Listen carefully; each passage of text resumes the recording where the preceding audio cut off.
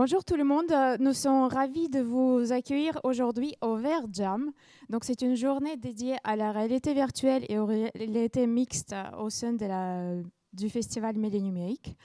Et j'ai une immense honneur d'avoir à côté de moi la personne qu'on ne présente plus, Laurent Chrétien, qui est le directeur de Laval Virtual, le festival de la VR à la renommée internationale qui existe depuis 20 ans et qui est là avec nous aujourd'hui à Toulouse pour nous manifester son soutien et renforcer des liens de communauté de la VR en France. Donc, je m'appelle Natalia Velikanova et je suis co-organisatrice de cette journée avec mes deux autres collègues qui vont se présenter un peu plus tard. Laurent, j'ai une première question pour toi. J'aimerais m'intéresser à l'origine de Laval Virtual. Donc, comment, dans une ville de 100 000 personnes, Laval, dans une région assez agroalimentaire, producteur de lait, alors comment c'est Paris d'installer un événement de telle ampleur internationale? Comment c'est venu? Comment ça a commencé l'histoire? Alors bonjour à toutes et à tous, et ravi de pouvoir se retrouver après ces 18 mois passés à ne plus pouvoir se rencontrer, et ça fait du bien.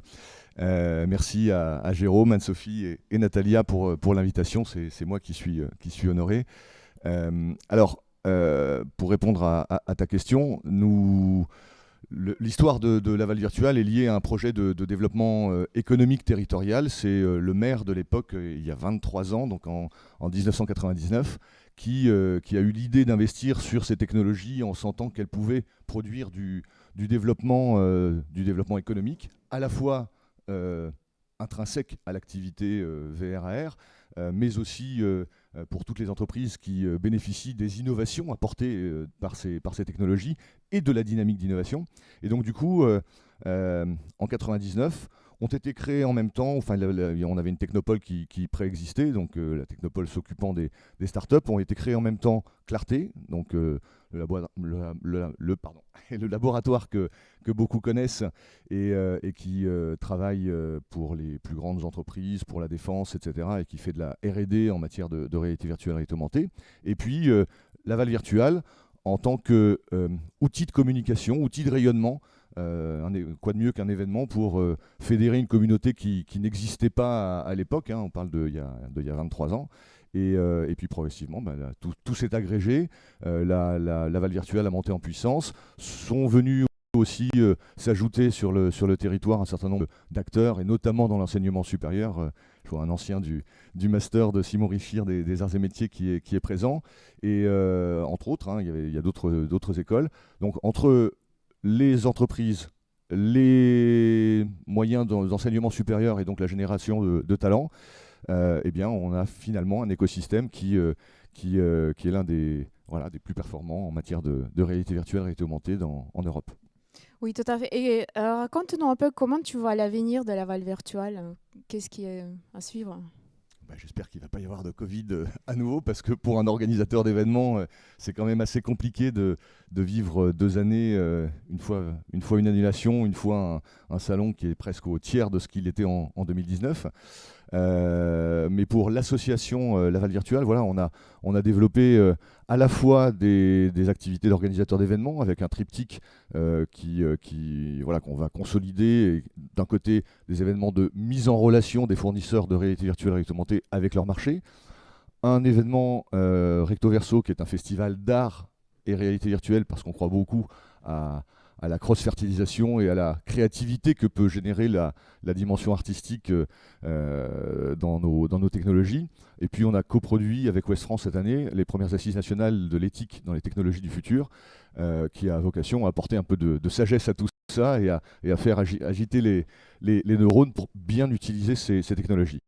Du coup, l'avenir de Laval Virtual sur l'événementiel, ça va être de reprendre tout ça et de continuer notre développement aussi à l'international, puisqu'on coopère avec nos amis d'Amsterdam, les Vierdes, pour organiser cet événement. Et puis on a créé, il y a 5 ans maintenant, un Laval Virtual en Asie. Donc ça, c'est la partie événementielle.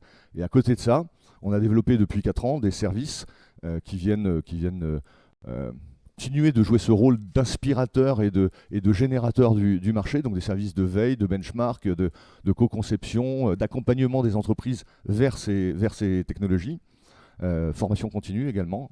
Et voilà. Et puis le petit dernier pour l'avenir, c'est que depuis le Covid, on a virtualisé notre propre événement en 2020, et depuis on est devenu organisateur d'événements virtuels. On a fait plus de 150 événements virtuels, dont quelques-uns pour Capgemini d'ailleurs. Ce qui était très intéressant, vous étiez les pionniers dans l'organisation d'événements virtuels, parce que le Laval Virtual 2020 est tombé un mois après l'annonce du confinement, et c'était un des premiers salons, en tout cas à cette ampleur-là, qui est passé en full virtuel. Et ce qui est intéressant, je trouvais, c'est que c'était une tendance un peu générale, c'est qu'au lieu de... Enfin, c'était plus un événement à une instantanée précise, c'est devenu une communauté, parce que du coup, le monde virtuel, il existe à l'année, vous en faites plein d'événements. Et en fait, on a transformé quelque chose de très localisé d'un espace-temps vers quelque chose d'omniprésent, en fait. Et je voulais vous féliciter personnellement de la conférence sur l'éthique. J'ai assisté et je trouvais que ces genre de questions, il est grand temps de se les poser. Surtout depuis Covid, le digital a explosé dans tous les domaines, et il faut bien qu'on réfléchisse, qu'on se pose des bonnes questions. Donc c'était une super initiative, j'espère qu'il y en aurait d'autres. Oui, c'est prévu, il y aura une deuxième édition. Et Laurent, tu es super bien placé pour avoir une vue très large sur le marché de la VR, sur les perspectives de son développement, autant en France que dans le monde. Qu'est-ce que tu pourrais nous dire de l'avenir de la VR? Alors, bon, on est beaucoup à attendre depuis des années l'émergence de ce marché, son arrivée à maturité. Ça prend du temps parce que c'est une technologie complexe, hein, et notamment si on s'intéresse à la publique, ça prend encore plus de temps, je crois. Alors, le marché, je vais vous donner quelques chiffres. Le marché global mondial des technologies immersives en 2021 va avoisiner les 150 milliards de dollars, dont 5 pour la France. Les perspectives des cabinets de consulting sur le sujet, c'est une multiplication par 10 d'ici 2030. Donc par 10, ça veut dire qu'on atteindra un marché de 1500 milliards, 50 milliards en France. Sur le marché international, 2 tiers réalité augmentée, 1 tiers réalité virtuelle. En France, on est plutôt à 3 quarts réalité augmentée et 1 quart réalité virtuelle. Hein. Voilà, donc les perspectives sont fortes. Il va y avoir besoin de talent. Et moi, j'invite tous les acteurs institutionnels à investir dans l'école de formation, parce que ça va manquer. On manque beaucoup des jeunes qui sont formés partent même de France, hein, partent à l'international.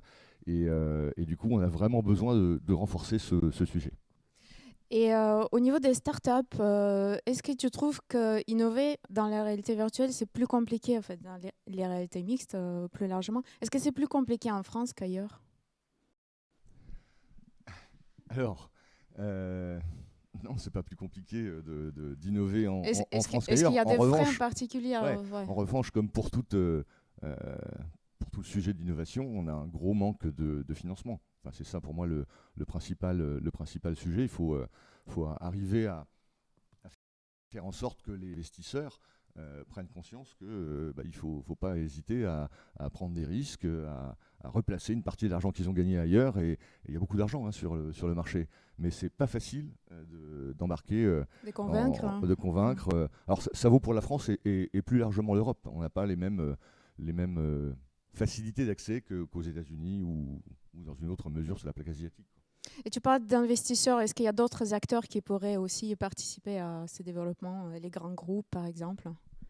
Alors oui, je pense que les grands groupes, mais pas que, hein, je pense que les initiatives French Fab sont importantes. Et je pense que ETI et grands groupes ont un rôle à jouer, effectivement. Elles s'y emploient. Hein, c'est pas, enfin voilà, il y a une vraie envie de co-innover, de travailler ensemble ensemble, encore plus fort. Et en tout cas, ma préconisation pour ces grands groupes, c'est d'y aller avec bienveillance, quoi. C'est-à-dire de ne pas y aller pour soit étouffer une start-up, soit pour la racheter immédiatement dès qu'elle est mature, mais plutôt pour pousser le marché, quoi. Oui, exactement. Et parlons justement des usages de la réalité virtuelle. Parce que je pense que dans l'imaginaire commun, on le voit toujours comme un moyen de divertissement, enfin, plus ou moins. Enfin, je parle des grands publics. Est-ce que tu peux nous dire quelques tendances que tu as remarquées, dans quel domaine la réalité virtuelle se développe bien au point de vue business quel est l'avenir en fait? Alors, ces technologies sont utilisées depuis de nombreuses années par les grands groupes, notamment dans l'aéronautique, dans la construction automobile, etc., pour prototyper, pour faciliter les maquettes, etc., etc. Donc le existe, augmente. Après, il y a plusieurs verticales qui avancent bien aussi. Je pense à la santé, je pense à la formation de façon générale. Hein. Ces technologies sont extrêmement utilisées en matière de formation. Voilà, c'est en train de s'ouvrir. Hein. On voit à travers à la fois les exposants et les visiteurs qui viennent à Laval Virtual, on voit une grande diversité d'entreprises qui viennent, d'organisations, hein, de façon générale, y compris dans la culture, y compris dans la construction. Comment les autres technologies, par exemple l'IoT, la 5G, etc., comment ils contribuent au développement de la VR aussi, fait des applications plutôt au métier? Alors, c'est pas une contribution directe, c'est des technologies qui se rassemblent progressivement, qui convergent, et effectivement, blockchain, robotique, intelligence artificielle sont des technologies qui viennent ajouter des briques à la réalité virtuelle, ou la réalité virtuelle leur apporte des briques également. Et je pense que ça va participer de l'augmentation de l'innovation autour de ces technologies. Donc, il ne faut pas rester braqué sur ces technologies immersives uniquement, mais s'intéresser aussi à ce qui vient des autres technos. Oui, tout à fait.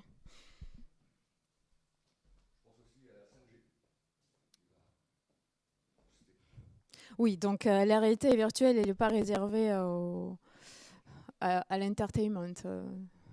Il y a pas mal de possibilités à l'employer. Je pense même que l'avenir de la réalité virtuelle, en tout cas c'est une conviction, passera plutôt par les entreprises. Et c'est parce qu'on va habituer les gens à travailler en entreprise avec ces technologies que le grand public, à la maison. Ouais, comme les ordinateurs fut un temps. Et je voulais te poser la question par rapport à l'écosystème de la réalité virtuelle en France. Tu es très bien placé et tu la connais très bien par cœur. Comment tu vois son évolution? Il y a beaucoup de dynamisme. On a, je crois, mais c'est vrai dans d'autres technologies, on a raté un peu les virages hardware, software, même si on a quelques acteurs dans le software et très très peu dans le hardware. Mais voilà, je crois qu'on est très fort en France et plus globalement en Europe sur l'applicatif, sur l'invention de solutions. Et je pense que l'innovation qu'on va porter en France et en Europe va être plutôt sur la partie servicielle que sur la partie strictement hardware. Ça n'empêche pas qu'il y a des entreprises qui émergent et qui vont, je l'espère pour elles, creuser leur sillon. Mais voilà, je pense qu'on est meilleur sur l'applicatif et sur le serviciel. D'ailleurs, il va y avoir du coup j'en parlais tout à l'heure, du besoin de formation, mais il va y avoir des gros besoins. On parle aujourd'hui le nombre d'emplois estimé en France autour de ces technologies est de l'ordre de 20 000, multiplié par 10 en 2030, ça veut dire qu'il va falloir du monde pour produire les contenus, pour développer, du coup, ce monde-là, il faut le former aujourd'hui, il faut y aller tout de suite. Je pense que c'est un problème assez généralisé pour toutes les personnes qui s'élancent dans l'aventure réalité virtuelle ou mixte. Le côté évangélisation, en fait, un peu autant des futurs prospects que du grand public. L'aval virtuel, du coup, contribue pas mal à... On essaye.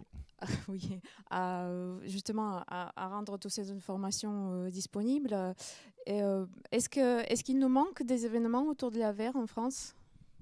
Alors, je pense que ce qui est important, c'est d'avoir des occasions de rapprocher le marché, de pouvoir faire en sorte que des utilisateurs potentiels ou des gens qui viennent s'intéresser à ces technologies rencontrent des faiseurs, des fournisseurs de solutions. Et du coup, au plus il y aura d'expériences et d'initiatives comme la VR Jam, au mieux ce sera. Et on avance mieux à plusieurs, et on avance plus vite à plusieurs que tout seul. Donc c'est important que ces initiatives se multiplient. Les moments de rencontre sont toujours des moments aussi même pour les fournisseurs de solutions, c'est aussi des moments où ils s'enrichissent, où ils regardent ce que font les autres, partagent avec leurs confrères, et ces moments-là sont aussi créateurs de nouvelles innovations. Donc oui, il faut des moments de rencontre, et bravo à vous pour cette organisation. Super, merci encore beaucoup à toi pour ta présence et pour le déplacement à Toulouse. On est ravis de t'avoir et on espère te l'avoir encore l'année prochaine et les années suivantes. Avec grand plaisir. Merci beaucoup, Laurent. Merci à vous.